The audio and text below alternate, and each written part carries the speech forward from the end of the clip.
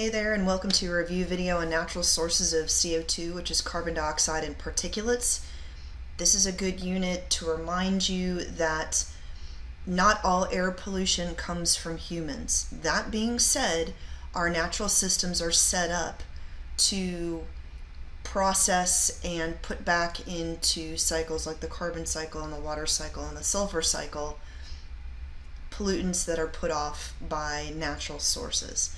Now, there is a little bit of extra material that I have included in here just because although it has it comes from units that technically aren't being tested this year, my concern is because there's such a clear tie-in that you need to have at least heard these terms so that if you see them on the national exam, you're not thrown for a loop. As always, we're going to begin with the end in mind. These are the two things that you need to understand about this particular topic. Now, what is the normal ocean carbon cycle? Remember that the ocean is a huge sink for carbon dioxide. It is a place where carbon dioxide can dissolve and be stored so that it is not contributing to climate change or too much. There's just the right amount of greenhouse gas in the atmosphere between this and the sequestration of carbon in fossil fuels deep underground, or at least they were until we started digging them up. This is one of those natural processes that's in place to go ahead and keep our planet functioning the way that it is at the temperature that it is. So do realize that the ocean is a natural sink for carbon dioxide. That's going to come into play here in just a second. This is a topic that is technically not a part of this particular unit, but I do want you to be aware of it. I do believe we've talked about this once before, so we're going to go ahead and talk about it again. As we burn more fossil fuels, that means that we are producing more carbon dioxide, which is in turn leading to a lot more of it dissolving in our oceans. Why is that a problem? Because, as like everything else, concentration is key.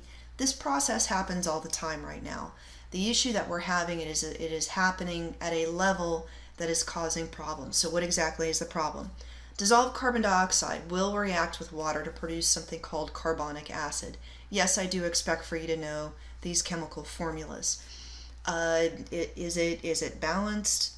Don't worry about it. This happens to be balanced, but again, we're not gonna. This is not that kind of party. So carbonic acid, which is the same stuff that is in soda that kind of gives it that tang, doesn't stay carbonic acid for very long. One of those hydrogens will pop off. Why is that an issue? Because it will go ahead and attack calcium carbonate. And attack is the wrong word because hydrogen ions do not have a brain. It will react with calcium carbonate, which is the main component of limestone, which also happens to be the main component of things like the shells of organisms that live in the water. Bivalve means two shells, by the way, so we're talking about oysters, mussels, clams. Something like a conch shell, as an example, is not a bivalve because it is just one shell, but the same thing happens to this as well.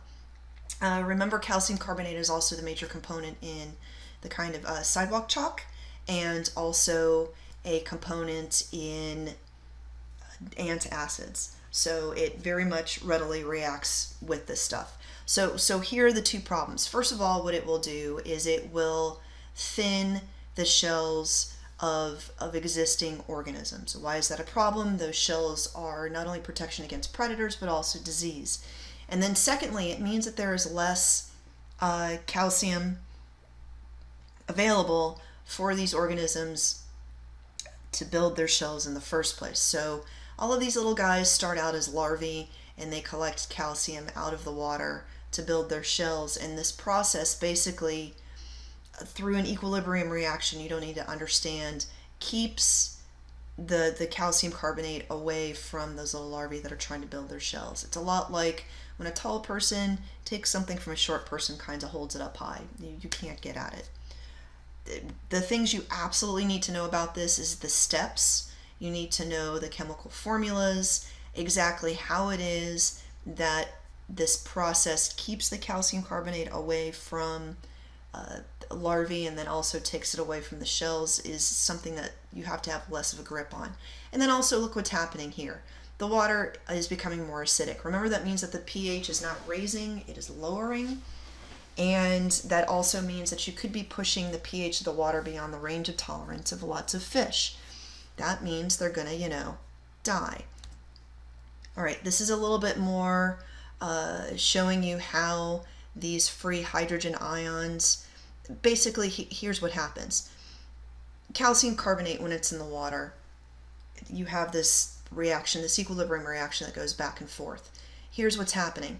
The hydrogen combines, it has a preferential reaction with the carbonate, basically beats this guy out of the way, forming this bicarbonate ion. So then that means that the calcium ions, rather than being combined with the carbonate in the skeletons, are now just floating around do-de-do-de-do. And it also means that this is a less available form of the calcium for organisms that are trying to add onto their shells. Remember, coral is also something that grows by building onto its shells, or building onto its exoskeleton, I guess you could, for lack of a better term. And so this also means that there's less calcium available in the water to do that. Here's another one that may help you. Please do not freak out about this down here. We're not doing that. PCO2, by the way, means pressure. CO2, again, let's not worry about it. And remember that the ocean is a cool place, which means that you have high dissolvability. Cool water holds on to more gases than warm water. That is a callback that you need to know and understand. All right, so remember again, we do get some carbon dioxide released just through plant and animal respiration. You should know that formula by heart. And then soil respiration and decomp also releases carbon in the form of carbon dioxide, sometimes also methane. Remember, methane is a byproduct or a product of anaerobic respiration. All right, volcanic eruptions. A lot of people like to point at these as being a big source of carbon dioxide. Not really. You can see it only accounts for 0.03% of carbon dioxide that is released. This is also not an issue because while these are dramatic, they happen very rarely. So the way that the carbon cycle is kind of set up, the little fast parts and the slow parts, means that this can be easily managed by the systems that are in place. Okay, particulate matter. You need to understand that it's more than just dirt. Sea salt can be particulate matter. Dust, particulate matter. Something called secondary sulfate. This is not something I'm super familiar with, so as long as you know about salt and dust, you should be in good shape. Pollen, obviously. Soot and carbon from wildfires. Volcanic ash. And so just again, realize where all of this comes from, and you should be in good shape.